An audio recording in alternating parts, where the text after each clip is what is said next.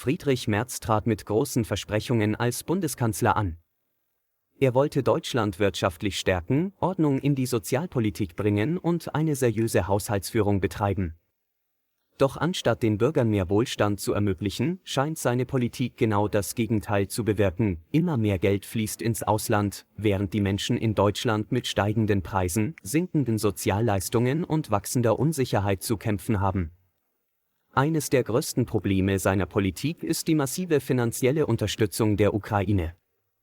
Deutschland gibt bereits jetzt Milliarden für militärische und wirtschaftliche Hilfe aus, zusätzlich zu den ohnehin steigenden Verteidigungsausgaben für die Bundeswehr. Gleichzeitig werden im Inland an allen Ecken und Enden Gelder gestrichen. Rentner haben Angst um ihre Zukunft. Anstatt die Altersversorgung zu sichern, werden Rentenerhöhungen in Frage gestellt. Die Inflation frisst bereits jetzt die Kaufkraft vieler Senioren auf und viele Rentner müssen trotz jahrzehntelanger Arbeit zusätzlich arbeiten, um über die Runden zu kommen. Familien werden im Stich gelassen, das Elterngeld, das vielen jungen Eltern helfen sollte, wird gekürzt oder nur noch unter strengeren Bedingungen gezahlt. Dabei wäre gerade jetzt eine Unterstützung von Familien dringend notwendig, um die Geburtenrate in Deutschland zu stabilisieren und dem demografischen Wandel entgegenzuwirken.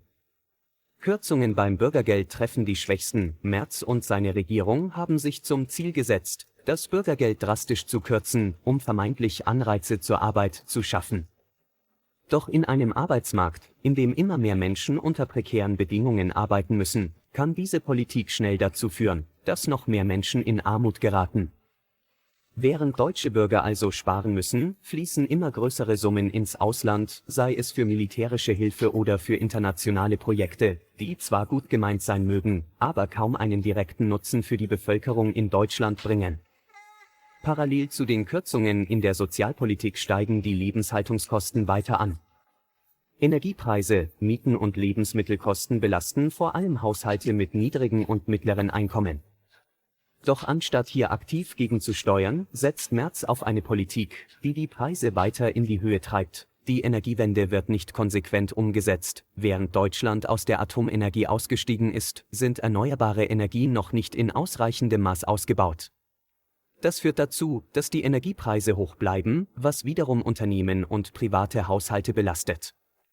Steigende Steuern und Abgaben. Anstatt Entlastungen für Bürger und Unternehmen zu schaffen, werden neue Steuern und Abgaben diskutiert, um die hohen Staatsausgaben zu finanzieren. Das schmälert nicht nur die Kaufkraft der Menschen, sondern bremst auch die Wirtschaftsentwicklung.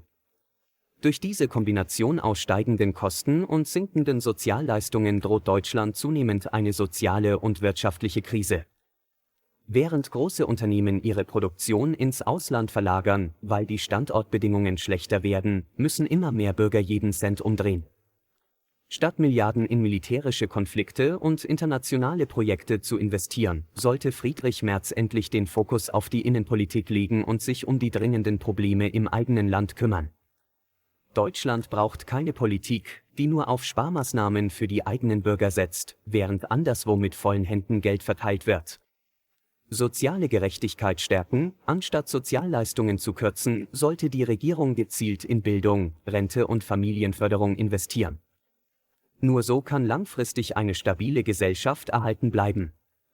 Energiepolitik reformieren. Eine bezahlbare und nachhaltige Energieversorgung ist entscheidend für Bürger und Unternehmen. Investitionen in erneuerbare Energien und eine kluge Industriepolitik wären langfristig sinnvoller als kurzfristige Subventionen. Inflation bekämpfen und Wirtschaft ankurbeln. Statt Steuererhöhungen braucht es Entlastungen für Bürger und Unternehmen.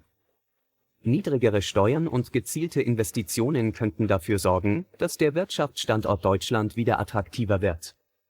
Merz und seine Regierung stehen vor einer klaren Entscheidung: Setzen sie weiter auf eine Politik, die den Wohlstand der eigenen Bevölkerung gefährdet, oder besinnen sie sich endlich auf die Verantwortung gegenüber den deutschen Bürgern? Wenn sich nichts ändert, droht der Bundesregierung ein massiver Vertrauensverlust und Merz könnte als Kanzler in die Geschichte eingehen, der das Land wirtschaftlich und sozial an den Rand des Ruins geführt hat.